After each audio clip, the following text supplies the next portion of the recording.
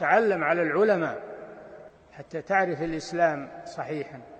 إن الحمد لله نحمده ونستعينه ونستغفره ونعوذ بالله من شرور أنفسنا ومن سيئات أعمالنا من يهده الله فلا مضل له ومن يضلل فلا هادي له وأشهد أن لا إله إلا الله وحده لا شريك له وأشهد أن محمدا عبده ورسوله صلى الله عليه وعلى آله وأصحابه وسلم تسليما كثيرا أما بعد. Gjithë lavdia I takon vetëm Allahut, ata e lavdrojmë dhe I shprehim lavdi, prej Tij kërkojmë ndihmë dhe prej Tij kërkojmë falje, kërkojmë mbrojtje tek Allahu nga e keqja e vetes sonë dhe nga të këqijat e veprave tona. Kë udhëzon Allahu s'ka kush e devijon dhe kë e devijon Allahu s'ka kush e udhëzon. Dëshmoj se nuk ka të adhuruar të drejtë përveç Allahut një, I cili nuk ka ortak dhe nuk ka rival, dhe dëshmoj se Muhamedi është rob dhe I dërguar I Tij. Salavatet dhe selamet e shumta të Allahut qofshin për të, për familjen e Tij dhe të gjithë shokët e Tij, si dhe të gjithë ata që e ndjekin udhën e tyre deri në ditën e gjykimit. Mëtej, o Zoti ynë, Ti je I lartësuar dhe I pastër nga çdo emet, ne nuk dim asgjë posa sa që na ke mësuar Ti, në të vërtetë Ti je I gjithdituri, I urti. O Allah, na bëj të dobishme atë që na ke mësuar, na mëso atë që na bën dobi, na shto diturinë, na përmirëso gjendjen tonë të tërësi dhe mos na lër të mbështetur në vetët tona asnjë çast. Vazhdojmë me tefsiri, komente dhe shpjegime për ajetet e librit të Allahut subhanahu wa ta'ala, marrë nga dietar të ndryshëm. Allahu I mëshiroft të vdekurit dhe I ruajt të gjallët. E I falë të gjithë ata, na falë ne, prindrit tanë dhe të gjithë muslimanët dhe muslimanet, besimtarët dhe besimtarët të gjallët dhe të vdekurit. Jemi në vazhdim të surës Al-Qalam dhe I lexuam në mësimin e kaluar, në takimin e kaluar 7 ajetet e para. Dhe në vazhdim të ajeti 8, Allahu I lartësuar thot: "Fala tuti'il mukaththibin." Fala tuti'il mukaththibin. Do të thonë ti mos I dëgjoj mosbesimtarët ose mohuesit, mos I dëgjoj, mos ju bind mohuesve, do të thonë mos shko pas rrugës së tyre. Dhe këtë ajet, do të thonë e ka sjell Allahu I lartësuar pasi ka përmendur gjendjen e mosbesimtarëve në lidhje me pejgamberin sallallahu alaihi wasallam. Do të thonë tham se në fillim të surës është refuzim kundër fjalëve të mosbesimtarëve, të cilët kanë thënë se është gënjeshtar ose se është I çmendur, edhe Allahu subhanahu wa taala e ka refuzuar fjalët e tyre, e ka lëvduar dhe e ka ngritur lart lëvdatën e pejgamberit sallallahu alaihi wasallam. Dhe ka përmendur Allahu se pejgamberi sallallahu alaihi wasallam, do të thonë, ka dhurata të shumta nga Allahu, dhunti të panumërta, edhe se është I përsosur në çështjen e fesë dhe moralit, dhe është I përkryer, do të thonë, në kuptim, në dituri që ja ka dhënë Allahu I lartësuar. Atëherë, do të thonë, pas kësaj vjen drejtim, do të thonë, fjalë që I drejtohen pejgamberit sallallahu alaihi wasallam lidhe me mosbesimtarët dhe me shpjegimin e realitetit të tyre dhe cilësitë e tyre. Do të thonë, në ajetet në vijim përmenden disa cilësi të mushrikëve në përgjithësi, dhe në veçanti do ta përmendim, do të thonë, për atë që thonë shumica e dietarëve se kush është qëllimi me këto ajete. Pra ka thënë fala tuti'il mukaththibin, do të thonë mos ju bind, do të thonë mos hec pas rrugës së mohuesve. Do të thonë pasi ne, thot Allahu subhanahu wa taala, pasi të kam dhënë o Muhammed fetë përsosur të drejtë, të kam dhënë moral të lartë, atëherë ti mos I dëgjoj fjalët e mohuesve dhe mos ec sipas urdhrave dhe dëshirave të tyre, sepse ata nuk janë meritor që të bindesh atyre. Do të thonë nuk janë ata meritor që ti dëgjosh fjalët e tyre dhe të ecësh pas dëshirave të tyre, sepse mosbesimtarët urdhrojnë vetëm për epshe. Do të thonë ata epshet që I kanë dhe pasionet që I ndjekin, ecin pas tyre dhe duan të gjithë, do të thonë, ta ndjekin udhën e tyre dhe I urdhrojnë të tjerët që ti lejojnë epshet edhe do të thonë të jetojnë si kafshët, si ka thënë Allahu subhanahu wa taala, madje ata janë edhe më të devijuar. Ka thënë Imam Al-Qurtubi rahimahullah, nahahu an mumayalatil mushrikin. Do të thonë e ka ndaluar Allahu ja ka ndaluar pejgamberit sallallahu alaihi wasallam që të anoj ka mushrikët dhe do të thonë të largohet prej rrugës dëshirave dhe fjalëve të tyre. Si ka thonë gjithashtu Allahu në ajet tjetër, fala tuti'il kafirina wajahidhum bihi jihadan kabira. Do të thonë mos ju bind mosbesimtarve, mos i dëgjoj mosbesimtarët, por luftoi me Kur'an, me argumente, do të thonë luftoi me luftë madhështore ose me xhihad madhështor. Pra thot fala tuti'il mukaththibin, mos ju bind mohuesve, waddu law tudhinu fayudhinun, sepse ata dëshirojnë që ti të bësh lëshime, të bësh, do të thonë, kompromise, kështu që edhe ata të bëjnë lëshime. Do të thonë duan ti të lëshosh një pjesë, pra duan mushrikët që të jesh më tolerant, të jesh me kompromise, do të thonë fe, edhe të pajtohesh me veprimet e tyre, me fetë e tyre, me ideologjinë e tyre. Për shembull, mos t'i ndalosh për shirkun ose të heshtësh, do të thonë, pra për rrugën e tyre, për të adhuruarit e tyre, mos, do të thonë, çka ka bërë pejgamberi sallallahu alaihi wasallam, i ka pru argumentet se këta nuk bëjnë dobi dhe nuk sjellin gjithashtu as dëm, pra ata të adhuruarit e mushrikëve, se nuk dëgjojnë, nuk shohin, nuk kanë fuqi. Ka thënë Allahu subhanahu wa taala, nëse të gjithë ata që i adhuroni të bëhen bashk për të krijuar një mizë, nuk do të mund ta krijojnë.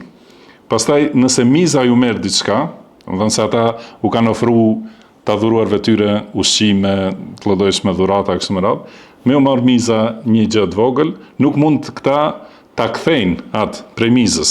Atëherë kuptohet se janë të dobët edhe ata që luten, edhe ata të cilëve u luten, janë të dobët, nuk kanë mundësi, çdo gjë është vetëm dorën e Allahut subhanahu wa taala. Për këto fjalë, do të thonë, kanë thonë mushrikët, me të heshtësh, mos i shash të adhuruarit tanë, megjithëse pejgamberi sallallahu alaihi wasallam nuk i ka shah me ofendime dhe me fjalë të fëlliqta, por e ka treguar realitetin e tyre. Edhe siç është njësoj sot, kur tregohet realiteti i devijimeve të lloj-llojshme, do të thonë devijimeve të feve të ndryshme, devijimeve të bidateve, kur tregohet realiteti, thotë fjalë të urrëtitjes. Edhe thonë se këto janë, do të thonë ekstremizëm edhe fjalë të urrëtitjes ose ligjerimi i urrëtitjes, edhe duhet të ndalet kështu me radhë. Kurse kur ti dëgjosh ata, çfarë fjalë flasin për muslimanët, për pejgamberin e Allahut sallallahu alaihi wasallam, do të thonë fjalë të urrëtitjes, fjalë nënçmuese, ofenduese, sharrëse, ne asnjëherë, pra nuk jemi në nivelin e tyre asnjëherë, sepse e ndjekim pejgamberin sallallahu alaihi wasallam për të cilin ka thënë Allahu wa innaka la ala khuluqin azim, do të thonë ti je me moral madhështor, dhe flasim me dinjitet dhe me argument. Mirë po kur flitet me këto argumente, thonë gjuhë e urrëtitjes, se s'm kujtu gjuhë e urrëtitjes. Kurse kur ata shajnë, ofendojnë me lloj-lloj nofka, ajo është liria e shprehurit. Prandaj ata duan waddu law tudhin. Do të thonë duan sikur ti të bëhesh tolerant, kompromis. Do të thonë mirë, edhe ju e keni fen tuaj, ne kemi fen ton, edhe të gjithë e adhurojmë një Zot si pretendojnë, se nuk është ajo e vërtetë. Do të thonë ata që marrin ndërmjetës për t'i adhuruar, që t'i afrojnë te Allahu, nuk e adhurojnë Allahun. Ata janë mushrik. Do të thonë ky është realiteti. Mirpo mushrik duan që ne të themi në rregullin edhe ju. Edhe më rëndësi është me qenë i mirë, njeri i mirë, e kështu me radhë, edhe këto të gjitha janë, do të thonë që i dëshirojnë, atëherë do të thonë ata, thonë se edhe ju jeni të mirë. Do të thonë si e shohim në përditshmëri, thotë ata edhe prej hoxhallarëve dhe thirrësve që pretendojnë thirrës në Islam, ata që thonë se secili e ka fenë e tij, është i lirë, do të thonë dhe secila fe ka qëllime të mira, ka moral të mirë. Do të thonë ata hoxhallarë që i thonë këto fjalë janë të respektuar, edhe thonë pikrisht armiqët e Islamit thonë ky është musliman i vërtet. Kurse këta me mjekra, këta nuk janë as musliman. Tash ata edhe na tregojnë se si është Islami dhe si duhet me qenë musliman. Thotë i gjithë shkaku është vetëm si ka thënë pejgamberi, si ka thënë Allahu subhanahu wa taala, domethënë për mushrikët të cilët e kanë luftuar pejgamberin sallallahu alaihi wasallam. Waddu law tudhin. Domethënë ata duan, dëshirojnë, kanë domethënë ndrojnë sigur të bëhesh domethënë lëshues me toleru disa çështje, edhe atëherë edhe ata tolerojnë. Ata thonë, atëherë të thonë ty se ti ke drejt edhe ti të adhurosh, domethënë sipas bindjeve tua. Mirë, po edhe neve mos na thuj se jemi mushrik ose diçka të tillë, thotë. Siç kanë thënë disa prej dietarëve, pra kuptimi i ajetit është law tusani'uhum fi d-dini fayusani'unak. Domethënë dëshirojnë ata që ti të arsyetosh fejnë atyre, atëherë edhe ata arsyetojnë tëndën. Domethënë pra qëllimi është se të lëshosh disa çështje dhe parime prej fesë tënde që ata të jenë të kënaqur me ty. Edhe atëherë, ata gjithashtu do ta bëjnë të njëjtën me ty. Do thotë, realiteti, nëse e analizojmë të gjithë që e luftojnë Islamin edhe e luftojnë realisht fjalën e lirë, shprehjen e lirë që me sqaron në Islamin. E luftojnë. Të gjithë ata çka dëshirojnë? Vetëm akiden e wala wal bara ta azgjësojmë. Vetëm mos thoni se veç muslimanë shkojnë në xhenet, për shembull. Mos thoni se të tjerët janë mosbesimtarë. Vetëm këtë. Edhe thonë, urojeni festat, festoni bashk, bëni adhurimet bashk, njerë në tempull, njerë në tempull. U thonë kështu, atëherë ti çka dush beso pastaj. Po vetëm do të thonë këtë çështje kanë ajo që do të thonë nuk kënaqen, edhe duan në këtë të jemi do të thonë tolerant ose lëshues, edhe atëherë do të jenë të butë ndaj muslimanëve. Edhe siç janë për ndaj sufive ose ndaj si ju japin hapësirë në media, në gjithashtu edhe në teren, domethënë ju japin hapësirë atyre që janë kështu, që si ka thonë Allahu subhanahu wa taala, waddu law tudhin. Domethënë ata që bëjnë mudahana, edhe bëjnë lëshime në fe, atëherë ata kanë hapësirë. Edhe ky është pra mendimi i shumicës dietarëve të tefsirit. Edhe është po ashtu transmetim nga Abdullah ibn Abbas radhiyallahu anhuma.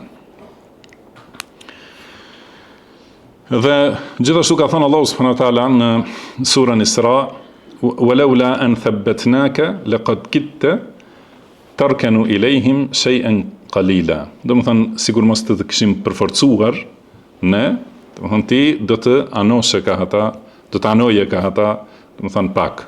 Pra njeriu pa ndihmën edhe pa përforcimin e Allahut subhanahu wa taala nuk është i fuqishëm.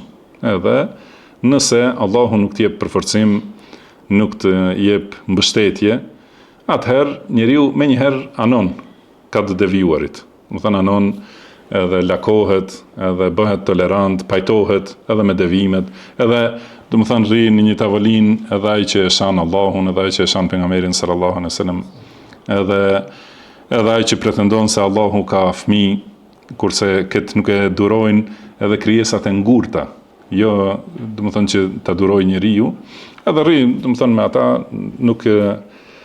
nuk është pra i përforcuar, është i lakuar në drejtim të padrejtëve. Pashtu Allahu e ka ndalu këta në shumë ajete, gjithashtu ka thënë efe bihadha al-hadithi antum mudhinun, do të thënë doni që të bëheni tolerant, të bëni kompromis, do të thënë lidhje me këtë fjalë, pra me fjalën e Allahut subhanahu wa ta'ala. Prandaj në këtë ajet e kuptojmë se nuk i lejohet besimtarit të jetë lajkatar ose të bëj qefin të devijuarve asnjëherë, dhe do të thënë si është në kohën tonë, si thotë Sheikh Themini rahimahullah, do të thënë atë që duan çka i thon globalizim, Domethënë që secili njeri thotë secili ka drejtën e vet edhe lirinë personale. Besoj, mos besoj. Më thënë kur e përmendim ne këtë, nuk do të thonë se ne do t'i detyrojmë njerëzit me dhunë. Pra Allahu subhanahu wa taala i ka thënë pejgamberit sallallahu alaihi wasallam, innaka la tahdi man ahbabt. Do të thonë ti nuk mund ta udhëzosh atë që do ti. Edhe po ashtu në ajete tjera, do të thonë nëse ata nuk besojnë, a do ti detyrosh ti që të jenë besimtar? Pra ne nuk mund t'i detyrojmë njerëzit. Edhe nuk e përdorim dhunën për t'i futur njerëzit në Islam. Mirë, po nuk mund t'i themi njerëzve je i lirë.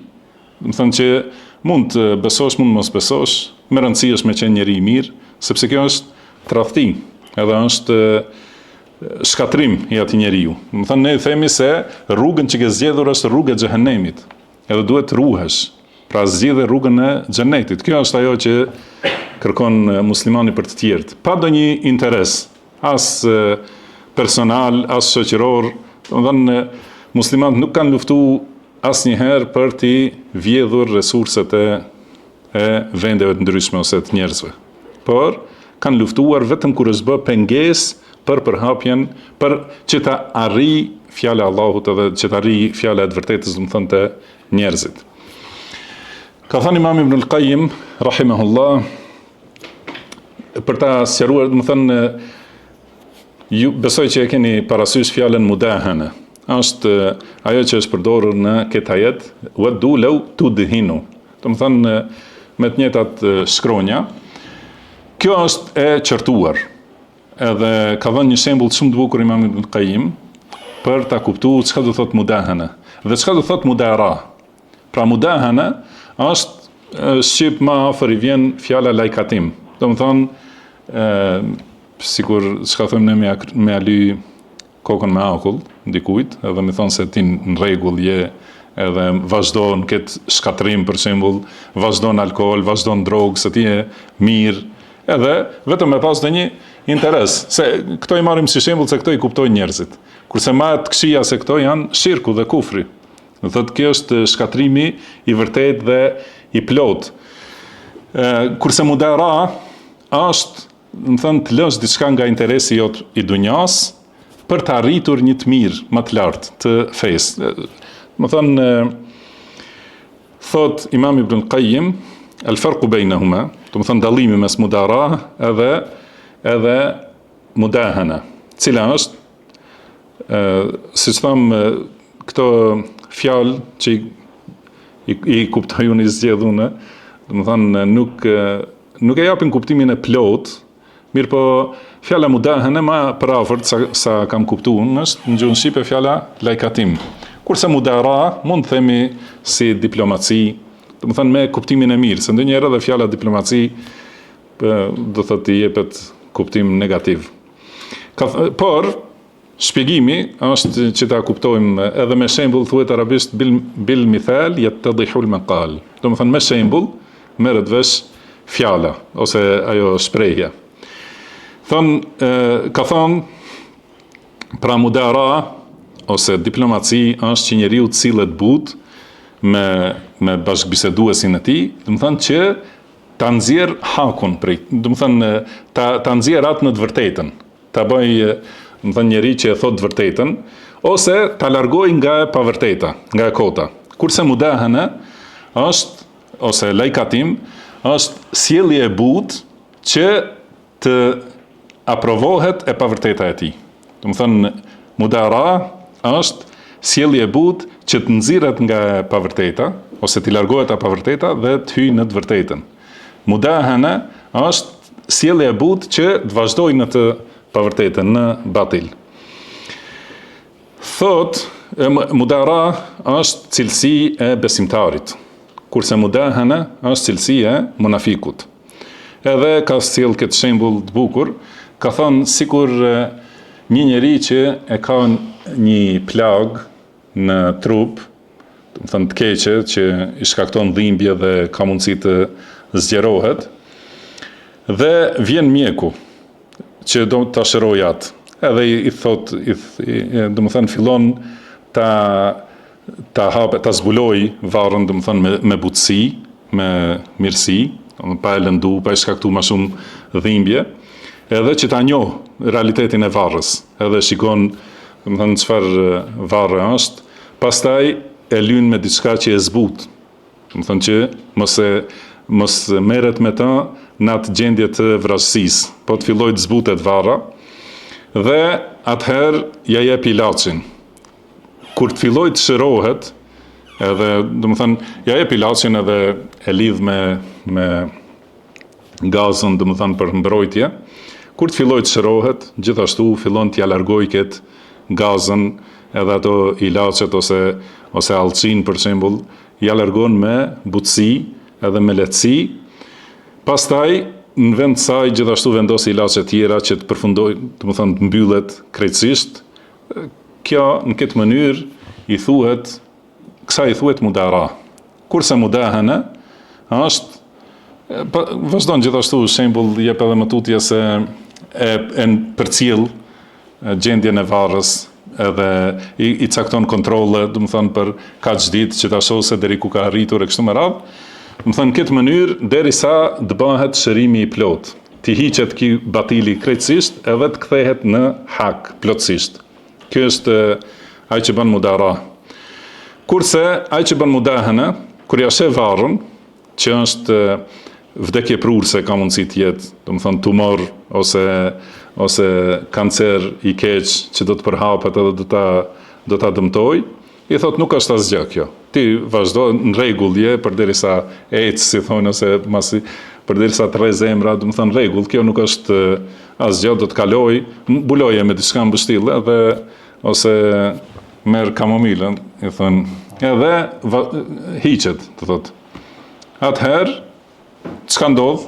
Domethënë ky duket sikur ja ka pa qefin, mirë po, në realitet e ka shkatruar dhe e ka tradhtu. Në këtë mënyrë, po ashtu, domethënë si u dha shembulli, duhet ta kuptojë njeriu për thirrjen në Islam dhe thirrjen në Sunet.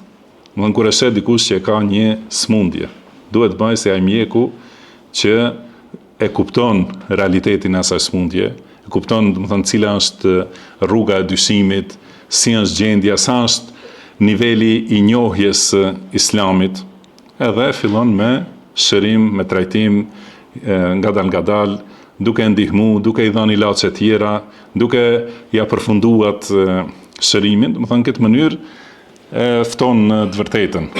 Edhe ata që janë jashtë Islamit i thret në Islam, edhe ata që janë në Islam po kanë devijime prej bidateve ose dyshimeve ose mëkateve, domethënë në këtë mënyrë duhet patjetër.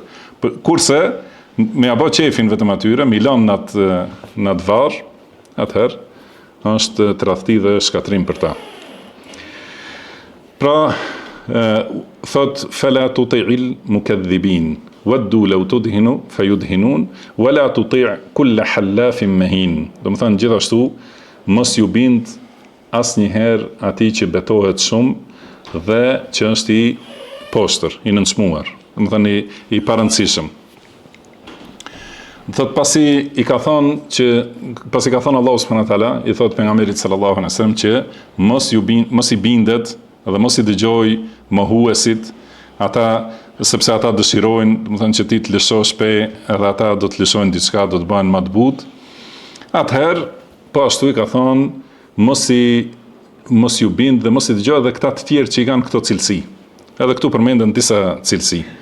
Në fillim këtë ajet, kulle halafin mahin, domethënë mos e dëgjoj secilin që është betues i madh, betar, domethënë shumë që betohet, dhe që është i poshtër, i pavlefshëm. Thot, si ka thonë Sheikhul Islam Ibn Taymija, ai që betohet shumë, gënjen shumë, edhe nuk e man fjalën. Prandaj, domethënë ai është nevojtar për njerëzit, edhe është për njerëzve më të ulët. Më thot ai që vazhdimisht betohet, tregon se ka nevojë të bindë njerëzit. Do të vijë sqarimi më vonë kësaj. Ka thonë shumica e dietarëve të tefsirit thonë se ky tani që flitet, domethënë në këto ajete, është Walid ibn al-Mughira, i cili ka qenë domethënë prej armiqve të pejgamberit sallallahu alaihi wasallam. Disa kanë thonë se është Akhnas ibn Shariq, thotë që është prej Taifit. Mirë po, disa kanë thënë disa të tjerë, mirë po shumica janë se bëhet fjalë për Walid ibn al-Mughiran. Edhe kur t'i shohim pastaj cilësitë tjera, domethënë përputhen me të. Disa kanë thënë se është Abu Jahli për qëllim. Fala tuti' kull halafin ose wala tuti' kull halafin mahin, domethënë mos ju bind, mos e dëgjoj atë që është betues i madh, që vazhdimisht betohet dhe është i nënçmuar. Do thotë ky ajet gjithashtu është madhështor për të kuptuar shumë aspekte. Do thotë njeriu nuk i lejohet që vazhdimisht të betohet për secilën fjalë, çdo herë kur flet, domethënë vazhdimisht vetëm betohet.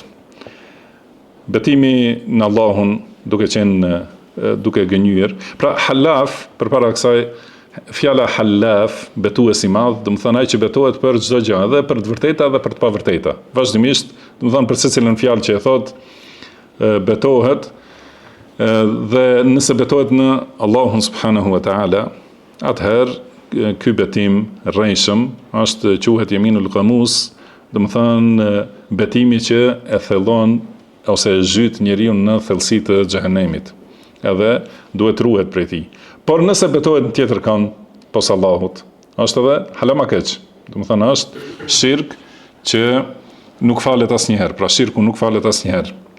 Dhe i sheh njerëzit që në secilën fjalë wallahi ose pasha fëmijët ose lloj betime, domethënë është njeri si ka thënë Ibn Taymija, atëherë ai është njeri që gënjen shumë. Ai që betohet shumë, domethënë edhe gënjen shumë. Dhe në lidhje me këto ajete, ka thonë Ibn Taymija rahimahullah, në këto fjalë prej fala tuti'il mukadhibin, domethënë mos i dëgjoj mohuesit. Dhe deri te ajeti wala tuti' kull halafin mahin, domethënë është ka shumë dobi në këto ajete. Një është se kur ndalohet ndjekja e dikujt, kur i thot la tuti', mos ju bind, domethënë mos e dëgjoj atë, gjithashtu ndalohet përngjasimi me të. Edhe është edhe më parsore. Do thot ka thonë mos e dëgjoj atë mohuesin, betuesin, të nënçmuarin. Do thot edhe në më parsore, kuptimi më parsor është mos u bëj i tillë. Domethënë mos i tillë. Si ka thonë gjithashtu wala tuti'il kafirina wal munafiqin. Domethënë mos i dëgjoj mos besimtar dhe munafiqët. Si tham, dhe kjo është pra kuptohet se ti nuk lejohet ti përngjasosh mos besimtarëve dhe munafiqëve. Kur ndalohet, domethënë që t'ia pranosh fjalën atij, atëherë kuptohet se edhe më shumë është ndaluar që ta marrësh cilësinë e tij. Tjetër prej dobive të këtyre ajeteve thotë se është domethënë shprehje më e lartë për nderimin e pejgamberit sallallahu alaihi wasallam. Pra këto janë morale të këqija që duhet të sqarohen. Por nuk ka thënë Allahu la takdhib, la tahlif, la tashtum, la tahmiz, domethënë mos gënjej, mos u beto shumë, mos shaj, mos ofendo, mos përgojo, mos përqesh. Nuk ka thënë ashtu, por sepse thot ajo është sikur me qenë e dyshimt për moralin e pejgamberit sallallahu alaihi wasallam. Por ka thonë mos shko pas rrugës atij që i ka këto cilësi. Do të thonë që ti nuk i ke as pak, por mos e dëgjoj kur ai urdhron për diçka, edhe nëse është e mirë. Do të thonë është qëllimi këtu. Pastaj gjithashtu për këtyre ajeteve përfitojmë se morali, do të thonë njeriu ndikohet në moral. Edhe cilësitë e moralit i merr sipas shoqërisë. Prandaj është urdhri për largim prej njerëzve që kanë morale të ulta, edhe shoqërimi me njerëz që kanë moral të lartë, do të thonë duke u përzier me ta, duke përfituar prej tyre. Kështu që njeriu duhet të jetë i kujdesshëm. Thot Ibn Taymija, tjetër dobi prej këtyre ajeteve është se këta njerëz që i kanë këto cilësi shfaqen sikur kanë, do të thonë urdhrojnë për të mirë. Do të thënë sigur ta do të mirën ose për të mirën tënde e kam. Do të thënë këta njerëz me këto cilësi i thon këto fjalë, mirë po thot nuk lejohet ti bindesh atyre edhe nëse shfaqen në këtë mënyrë, sepse shtytësi, çka është motivi I tyre që urdhrojnë për këtë mirë, për shembull, që e paraqesin si të mirë, e paraqesin si liri për ju, e paraqesin si liri për gratë, për shembull, ose rrugë për përparim në dynja, domethënë, e paraqesin si të mirë. Mirë, po qëllimi I tyre është ajo ignoranca dhe këto cilësitë e këqija që I kanë në vetvetet e tyre. Prandaj nuk duhet, domethënë ignorancë dhe padrejtësi, nuk duhet t'i bindesh atyre sepse të tërheqin në këtë rrugë të keqe. Dhe nëse përfundimi I asaj të mirës është diçka që është ignorancë ose padrejtësi, ose përfundimi I të mirës është diçka e keqe, nuk pranohet as ajo e mirë, sepse qëllimi, domethënë, qëllimi është përfundimi. Domethënë duhet të shikohet se ku është rezultati I fundit që e sjell një rrugë. Dhe këshilla pranohet prej njeriut, thotë Ibn Taymija, prej atij që ka dituri për të mirën dhe që e do të mirën. Domethënë patjetër këto dy kushte, që e njeh të mirën dhe dobinë dhe ta dëshiron ty të mirën dhe dobinë. Nëse është ignorant, nuk e di të mirën, nuk I pranohet këshilla, dhe gjithashtu nëse ka moralin e prishur, po ashtu nuk I pranohet sepse ai nuk e do atë të mirën. Domethënë nuk e do të mirën tënde. Edhe këto janë kuptime madhështore, thotë, prandaj duhet të analizohen këto ajete kur I lexon besimtari. Pra, wala tuti' kulla hallafin mahin, hammazin masha'in binamim, domethënë mos ju bind atij që betohet shumë dhe është I poshtër, domethënë I pavlefshëm. Edhe këto më vonë do ta përmendim, domethënë pse është I pavlefshëm, sepse ky betimi I shumt, domethënë kanë thonë kur betohet njeriu, ose kur do të tregoj diçka, ose kur do të kërkoj diçka. Në ato raste është që betohet. Por në të dyja këto, domethënë është si lloj kërkese. Domethënë si kërkesë që sikur thotë ai njeriu beson. Pra kërkon diçka. Ose kur kërkon ndonjë interes, betohet shumë, ose kur tregon diçka dhe betohet, domethënë sikur është kërkesë që ti besosh, me do e mos. Edhe ky njeri që kërkon shumë për njerëzve, edhe tregohet nevojtar për njerëz, është I nënçmuar në mesin e njerëzve dhe nuk ka respekt dhe dinjitet.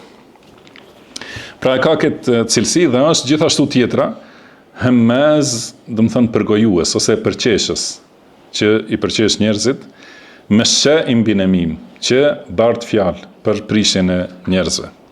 Domethënë hemmaz që vazhdimisht ju gjen tmeta njerëzve.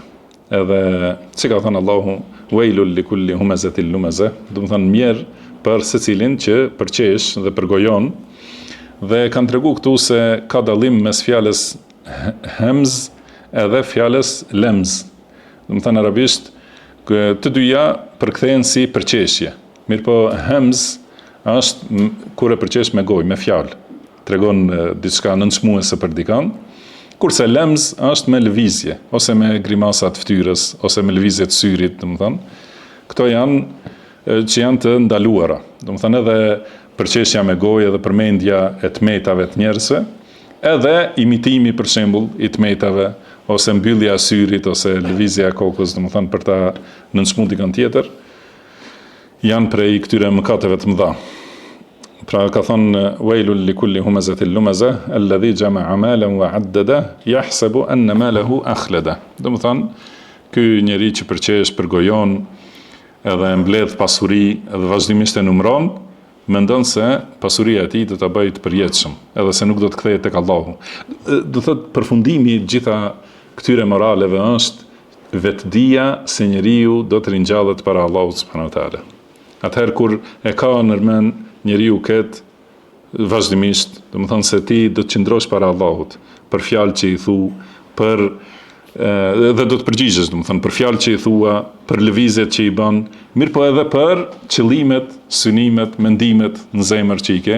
Domethënë ato I di Allahu subhanahu wa taala. Ka mundësi njerëzit ti manipulosh, ti mashtrosh, dikush është I fortë në manipulim, edhe që ti binde njerëzit, dikush betohet shumë. Mirë po ato te Allahu nuk kalojnë, sepse Allahu subhanahu wa taala është i gjithdijshëm dhe e di brendësinë e zemrës së njeriut. Dhe i ka përmendur Allahu munafiqët se kanë këtë cilësi që i nënçmojnë njerëzit dhe i përgojojnë. Ka thënë alladhina yalmizuna almutawwi'ina min almu'minina fi as-sadaqat. Do të thonë ata munafiqët i nënçmojnë besimtarët që japin shumë sadaka, do të thotë në Medinë, kur janë përgatitur luftrat e kështu me radhë, ka disa prej sahabeve që kanë dhënë shumë. Walladhina la yajiduna illa juhdahum. Edhe ka të tjerë që s'kan pas shumë, kanë pas, do të thonë me mund të madh, kanë dhënë diçka të vogël në rrugën e Allahut, fayaskharuna minhum. Edhe këta janë tallë me ata. Do të thonë ata që kanë dhënë shumë, kanë thonë këta e kanë qëllim vetëm të tregohen. Ata që kanë dhënë pak, kanë thonë, do të thonë çka jep ky, pse çfarë dobije do të sjellë ky, do të thonë për këtë punë me këtë pak. Do të thonë secilit i gjen ndonjë vërejtje. Kjo është rruga e munafikëve. Edhe do të thonë çdo herë kur tregohen cilësitë e munafikëve, cilësitë e mushrikëve, do thotë që besimtari duhet të ruhet, edhe të friksohet prej tyre dhe të jetë shumë i kujdesshëm. Do të thonë pra në këtë ajet ka thënë Allahu subhanahu wa taala që është hammaz, që është nënçmues, përgojues, për secilin njeri ka ndonjë vërejtje, edhe ka fjalë, Allahu na ruajt, edhe është me shë binemim. Do të thonë që vazhdimisht ecë vetëm për prishje mes njerëzve, edhe bartje të fjalëve, bartje e fjalëve të këqija, edhe kjo është prej cilësive më të këqija. Do të thonë këtu janë përmendur prej cilësive të mushrikëve, se i bëjnë këto. Edhe duhet besimtari, do të thonë të jetë i ruajtur larg prej kësaj cilësie.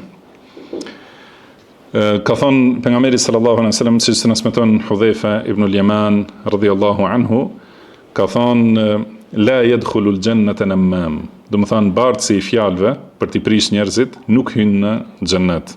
Hadith që është transmeton Buhariu dhe Muslimi.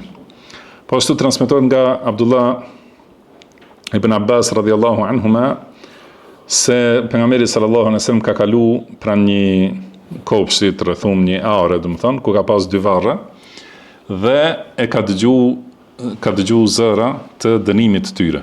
Do të thonë ka dëgju se janë duke u dënuar, edhe ka thënë yu'adhaban, wa ma yu'adhabani fi kabir. Do të thonë këta janë duke u dënu dhe nuk janë duke u dënuar për diçka të madhe ose të rëndë. Pastaj ka thënë bela, po, do të thonë ajo është e madhe, pra mëkati i madh. Mirë po, ka qenë e lehtë që t'i largohen atij mëkati. Kana ahaduhuma la yastatiru min bawlihi. Do të thonë njëri prej tyre nuk është ruajtur, nuk është pastruar prej urinës së tij. Edhe, do të thonë kjo është papastërti që nuk për shkak të cilës nuk pranohet namazi.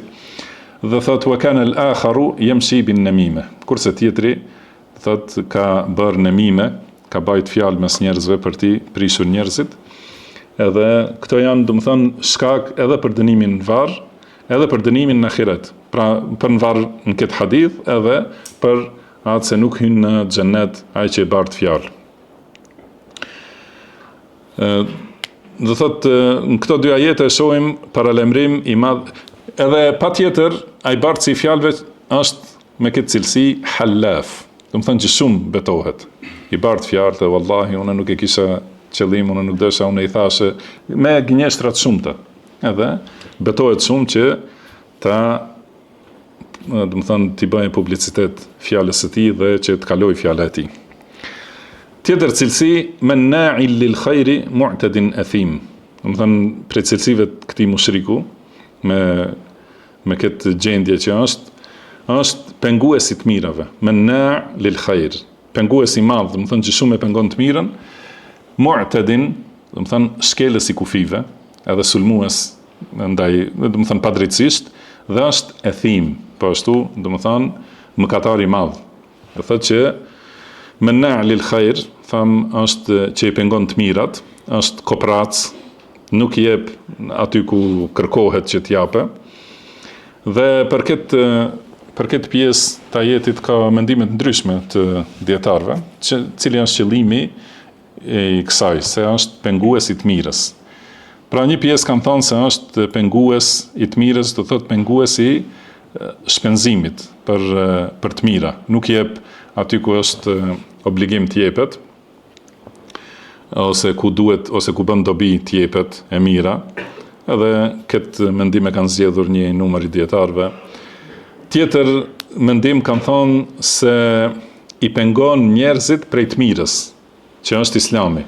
Do të thonë bëhet pengesë që mos hyjnë njerëzit në Islam. Edhe ky është patjetër se është pengues i të mirës, edhe secili që e pengon rrugën e drejtë hyn në këtë kuptim të këtij ajeti. Disa kanë thonë se është kuptimi i përgjithshëm, do të thonë që i përfshin pasurinë dhe veprat e mira. Do të thonë i pengon edhe dhënien për aty që është e mirë, do të thonë, edhe i pengon të tjerët të bëjnë vepra të mira, edhe të udhëzohen rrugën e drejtë, dhe i pengon njerëzit që besojnë Allahun, të binden Allahut dhe pejgamberit sallallahu alaihi wasallam, të ndjekin sunetin e pejgamberit sallallahu alaihi wasallam. Do të thonë gjitha këto do të thonë se hynë në këtë kuptim, si ka thënë Sheikh Uthemini. Gjithashtu ka thënë Sheikh Uthemini, menna' lil khair, do të thonë fjala khair është një fjalë e përgjithshme që e përfshin secilën të mirë, çdo të mirë. Dhe ky njeri që e ka këtë cilësi, do të thonë se e pengon thirrjen për te Allahu, thirrjen për në sunet. E pengon dhënien e pasurisë për atë që bën dobi. Edhe kur vjen, e keni pa vetëm kur vin ato sezonat e dhënjes për të mirë, haxhi ose kurbani, atëherë aktivizohen këta njerëz, edhe thonë mos i jepni aty, jepni këtu, mos ndërtoni xhami, ndërtoni shkollë. Kurse mos më ndërtu xhami, askush nuk interesohet për më ndërtu shkollë ose fabrikë. Edhe ata që nuk shkojnë në haxh, ata le të japin, pra ku janë ata? Më thënë nëse shkojnë prej, si është tash rregulla, është prej çdo 1 milionëve, do të thënë prej çdo 1.000 vetëve një njeri shkon. Nëse shkon ai një njeri në haxh, ata 999 le të japin për ndërtimin e shkollave ose fabrika, po nuk i intereson e mira, intereson pengimi i të mirës. Do të thënë pengimi i dhënjes për në rrugt të Allahut, pengimi i thirrjes për në rrugën e Allahut subhanahu wa taala dhe rrugën e pejgamberit sallallahu alaihi wasallam. Do të thënë pengues të çdo të mire. Sigur, do të thënë e hulumtojnë të mirën, ku është që ta pengojnë. Jo e kundërta, do të thënë ta hulumtojnë atë që është e keqe. Dhe ky është kuptimi i përgjithshëm, do të thënë si ka thënë Allahu gjithashtu në surën Ma'arij, innal insana khuliqa halu'a idha massahu ash-sharru jazu'a wa idha massahu al-khayru manu'a. Do të thënë njeriu është i krijuar si, do të thënë i trembur ose i keq, që kur i vjen një e keqe nuk ka sabër, edhe dorëzohet, edhe ankohet e kështu me radhë. Kur i vjen një e mirë, e pengon. Do të thënë nuk lejon askush tjetër të marrë pjesë në atë mirë. Edhe mu'tadin athim, do të thënë ai që i kalon kufit, edhe i sulmon njerëzit padrejtësisht dhe që bën mëkate të shumta. Pastaj thot utullim ba'da dhalika zanim, do të thënë që është i ashpër, edhe veç kësaj është kopil. Do të thënë fjala zanim është me këtë kuptim. Dhe për fjalën utul, do të thënë ka komentime të shumta. Disa prej dietarëve kanë thënë se është për qëllim i ashpër në trup, do të thënë është i fuqishëm me shumë muskuj, do të thotë, edhe trup madh. Edhe gjithashtu është, do të thënë mirë, po kjo nuk i bën dobi, pse është ashtu me trup i madh, sepse bën punë të këqija. Ose kanë thënë se është për qëllim kjo vrasësia në moral, do të thënë që është i ashpër, i vrazhd, i rënd, i egër, i padurueshëm. Do të thënë këto janë kuptimet fjalës utul, si është në hadith ka thënë pejgamberi sallallahu alaihi wasallam, ala ukhbirukum bi ahli an-nar. Më thënë, a doni t'ju tregoj kush janë banorët e xhehenemit. Si është në hadithin tjetër, banorët e xhenetit kush janë? Secili besimtar që është i lehtë, i këndshëm edhe i afërt. Kurse banorët e xhehenemit ka thënë kullu utullin jawadhin mustakbir.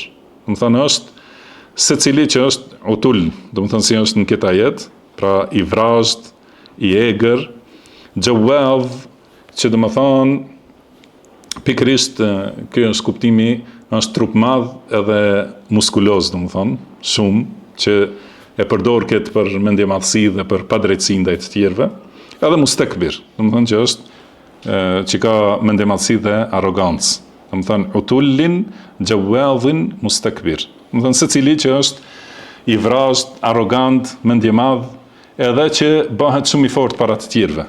Qëllimi, do më thonë, i këtij hadithi, pra njeri që i nënçmon të tjerët i shtyp me fuqinë e tij, ky është ai që është prej banorëve të xhehenemit, Allah na ruaj. Ose në tjetër hadith apo në tjetër transmetim ka thënë kullu ja'dharijin jawadhin mustakbirin jamma'in manna'. Do thotë banori i xhehenemit është secili që është jahdhari. Edhe çka do të thonë? Ai është i ashpri, i vrazhdi, i egri. Jawad, çka e sqaruam më herët, do të thonë me trup të fuqishëm që me të i shtyp njerëzit. Mustakbir, mendje madh.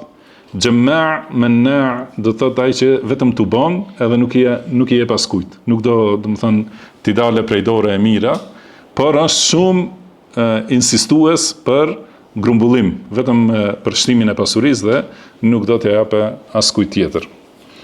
Ba'da dhalika zanim, do të thonë përveç kësaj, është edhe gjithashtu, do të thonë me këtë cilësi që quhet kopil, do të thonë i poshtër, i pa respektuar.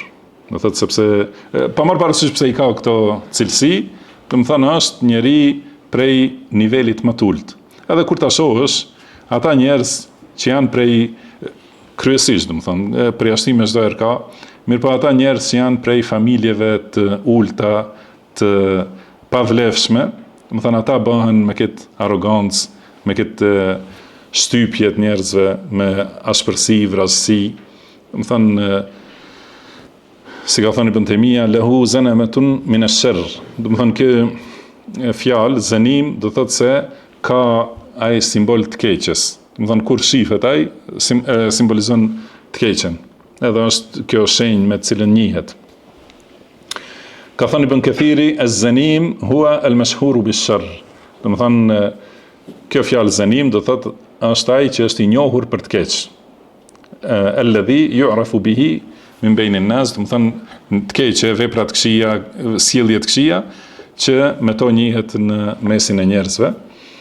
Edhe zakonisht, do të thonë i thuhet me këtë cilësi, do të thonë ai njeri që është do të thonë fëmijë i zinas, që është gjithashtu sakt, do të thonë kopil, si i thuhet në gjuhë shqipe. Pra përsëri thot Kurtubiu për këtë se shumica e dietarëve të tefsirit janë se të mendimit se ky ajet ka zbritur për Walid ibn al-Mughira. Në këto ajete që fillon wala tuti' kulla halafin mahin, do të thonë këto që i përmendëm, thonë prej këtyre përfitohet se bindja, ndjekja ose dëgjimi i fjalëve të këtyre njerëzve që janë betues, gënjeshtar, të ulët, të poshtër, do të thonë me moral të ulët, me moral, me sjellje të këqija, edhe sidomos ky moral, do të thonë që quhet vetpëlqim, edhe mendje madhësi, edhe që nuk e pranon të vërtetën. Do të thonë këto janë i nënçmon njerëzit, përgojon, bart fjalë, i sulmon njerëzit vazhdimisht, bën mëkate të shumta. Do të thonë këto ajete edhe pse kanë zbritur për mushrikët, do të thonë do të thotë se janë këshill për besimtarët. Do të thonë besimtarët që i lexojnë këto ajete. Këto përmenden si cilësi të mushrikëve. Mirë po janë këshill që prej tyre të ruhen besimtarët, si thot Imam As-Sa'di në tefsirin e tij. Pastaj në ajetin vijues thot en kana dha malin wa banin. Do të thonë gjitha këto vetëm se është i pasur dhe ka shumë djem. Do të thonë se ka pasuri të shumt, edhe djem të shumt, e ka këtë arrogancë dhe mendon se është i pamposhtur. Këto, do të thonë gjithashtu vlen për Walid ibn Mughira. Edhe për to, po ashtu kanë zbritur në surën Muddathir, ka thënë Allahu, dharni wa man khalaqtu wahida, do të thonë ma le mua atë që e kam krijuar i vetëm, wa ja'altu lahu malan mamduda, edhe i kam dhënë pasuri të shumt, wa banina shuhuda, edhe djem që i ka pranë vetes, wa mahattu lahu tamhida, edhe ja kam lehtësu shumë çështjet, thot Allahu subhanahu wa taala, thumma yatma'u an azid, edhe ai pas kësaj do të thonë shpreson se edhe do t'ja shtoj edhe më shumë, do të thonë pret se edhe më shumë do të ketë të mira. Kalla innahu kana li ayatina anida, do të thonë nuk është ashtu, pra nuk do t'i vinë shtime të mirave, sepse ai ka qenë kokfort edhe kryenëx, do të thonë ndaj argumenteve të Allahut subhanahu wa taala. Kjo ajet en kana dha malin wa banin, disa preditarve kanë, do të thonë se ai gjitha këto vetëm pse ka shumë pasuri dhe shumë djem. Disa preditarve kanë thënë se ky ajet lidhet me ajetet paraprake. Do të thonë ai ka këto cilësi të këqija që u përmendën, për shkak se ka pasuri, ka djem, edhe prandaj i është rrit mendja dhe mendon se është i pamposhtur. Disa thonë se lidhet me ajetin vijues. Pra ky ajet se ai ka shumë pasuri dhe djem, lidhet me ajetin vijues që thot idha tutla alayhi ayatuna qala asatirul awwalin. Kur i lexohen ajetet tona, kur i lexohen shpalljet tona, ai thot këto janë vetëm prallat të lashtëve. Do të thonë për shkak se ka pasuri edhe ka djem, e ka këtë mendimadhësi dhe arrogancë, edhe nuk i pranon argumentet e Allahut subhanahu wa taala. I përgënjeshtron dhe i mohon, edhe thot këto janë veç pralla të hershme. Pra kur i tregohet e vërteta dhe kur i tregohen argumentet, si ndodh edhe deri në kohën tonë.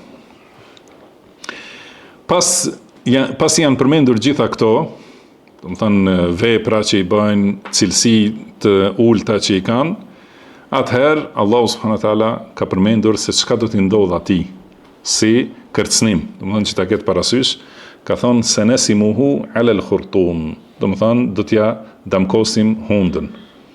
Çka do thot kjo? Njëherë fjala khurtum do të thot hunda e kafshës, edhe kryesisht përdoret për hundën e elefantit, ose ndoshta edhe për hundën e derrit. Pra i është thonë, ka në gjuhën arabe, do të thonë këto gjymtyrët e trupit, kanë tjera emra për njerëzit, tjera emra për kafshët. Edhe këtu është thonë për të, është përmendur emri i hundës te kafshët, edhe te kafshët më të ulta, do të thonë do t'i vëm shenjë në hundën e tij, sikur me thonë si hundën e derrit të tij që e ka. Pra për shkak të poshtërsisë së tij, edhe kjo është edhe një nënçmim. Gjithashtu këto ajete janë edhe argument po ashtu për vërtetësinë e Kuranit. Siç e dini, besoj edhe në lidhje me surën Mesed, kam thënë shumë prej dietarëve se është argument për vërtetësinë e shpalljes së pejgamberit sallallahu alaihi wasallam. Do të thonë ka thonë se ai do të jetë banori i xhehenemit dikun ndoshta 20 vjet para vdekjes së tij, për Abu Lahebin. Do thotë si ka qenë i bindur, si ka pas mundësi njeriu nëse nuk ka shpallje nga Allahu, si ka pas mundësi ta di se ai nuk do të besojë asnjëherë. Edhe gjithashtu tjetra është se ai ka mundur vetëm të pretendojë se është besimtar, të jetë munafik, vetëm për ta përgjigjëstruar Kur'anin. Mirpo nuk ka ndodhur kjo. Edhe gjithashtu Walid ibn Mughira është treguar që do të jetë i damkosur në hund. Shumë prej dietarëve kanë thënë se është për qëllim për në ahiret. Do të thonë do t'i bëhet shenjë e keqe në hund ose në fytyrë, sepse është përmendur hunda se është pjesa më e dukshme e fytyrës. Edhe kur ka njeriu një tmet në hund, është shumë, do të thonë gjëja e parë që vrehet te njeriu, prandaj është përmendur hunda. Pra shumë kanë thënë se është për qëllim në ahiret, do të jetë i nënçmuar para gjithë njerëzimit. Me këtë sepse e ka pas këtë armiqësi ndaj Islamit edhe këto cilësi që u përmendën.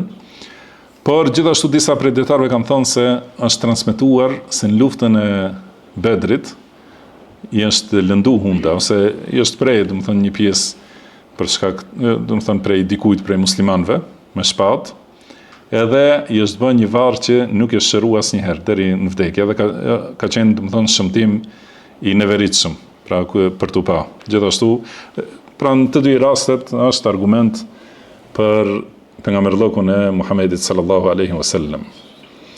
Ka thënë Ibn Jarir at-Tabari rahimahullah, do të thonë kjo do thotë se do ta sqarojmë çështjen e tij në mënyrë të qartë, që ta shohin të gjithë njerëzit, edhe nuk do të jetë e fshehtë për askënd. Siç nuk mund të fshihet, do të thonë ajo shenja në hund. Pra, si thamë, është diçka shumë e dukshme, edhe në këtë mënyrë do të jetë e qartë çështja e tij dhe poshtërsia e tij dhe devijimi i tij. Ka thënë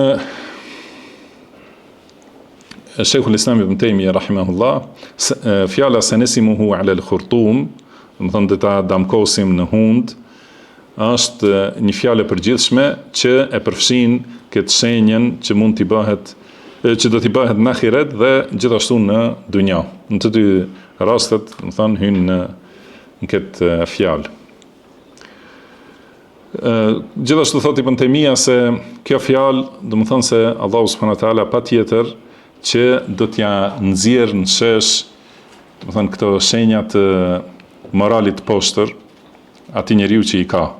Do të thonë, ai njeriu që e ka moralin e keq, edhe që ka mendjemadhsi, nënçmim, padrejtësi, arrogancë. Do të thonë, ai që i ka këto nuk ka mundësi t'i fshehë prej njerëzve. Nuk ka mundësi t'i fshehë gjithmonë. Patjetër se do të dalin. Edhe prandaj njeriu kur bën gabim nuk duhet t'i sulmoj njerëzit që flasin për këto gabime. Po duhet t'i kthehet vetvetes, edhe ta shohë përmirësimin e gabimit. Se është përmendur se në kohën e selefit, një njeri ka qenë që është marrë me kamat, edhe njëherë duke ecur rrugës, ka dëgju disa fëmijë duke lujt, edhe ato fëmijët kanë thonë, është duke ardhur ky kamataxhia, si themi ne. Edhe ai ka dëgju ata, edhe ka thonë, Allahu ma pas ka zbulu, do të thonë, të keqen edhe te fëmijët. Edhe prej atij momenti është pendu. Kurse çka bën njeriu që është arrogant ose që i ka këto cilësi që i përmendëm më herët, do t'i kishte sulmu ata fëmijët, ose do t'i kishte shah, ose ndoshta do t'a kishte godit dikan, se kush jeni ju me thonë ashtu. Pra, njeriu që është i përulur para Allahut, edhe nëse bën gabime, patjetër se secili mundet me bë gabime, edhe besimtari i sinqert, edhe ai që është i devotshëm, ndonjëherë do të bëjë ndonjë gabim. Nëse e sheh se dikush ja përmend atë gabim që me të vërtetë e ka, ai njeri kthehet te Allahu subhanahu wa taala dhe pendohet. Kurse arroganti, i vrazhdi me këto cilësi që u përmendën, ai nëse flet dikush për atë gabim, atëherë e sulmon edhe më shumë, e shton arrogancën edhe do t'i poshtrojë ata që flasin, ose kjo nuk do të thonë se është arsyetim për ata që flasin. Do të thonë nuk themi se lejohet përgojimi, mirë po, Allah do t'a zbulojë, do të thonë. Edhe të njerëzit do të flitet. Për këtë shkak, ti përmirësoje vetveten që mos jesh i nënçmuar as në dunja, as në ahiret. Po ashtu ka thënë Ibn Taymiyyah rahimahullah, në këto 4 ajete, do të thonë, janë përmendur në secilin ajet nga 2 cilësi që përshtaten me njëra tjetrën. Ka thënë që të dy këto cilësi janë të cilësi të prishura dhe të qortuara të Allahu i lartësuar. Ka thënë el-hallaf el-mahin, do të thonë ai që betohet shumë dhe që është i poshtruar. Do të thonë këto i tham më herët, do thotë këto janë cilësi që shkojnë bashkë.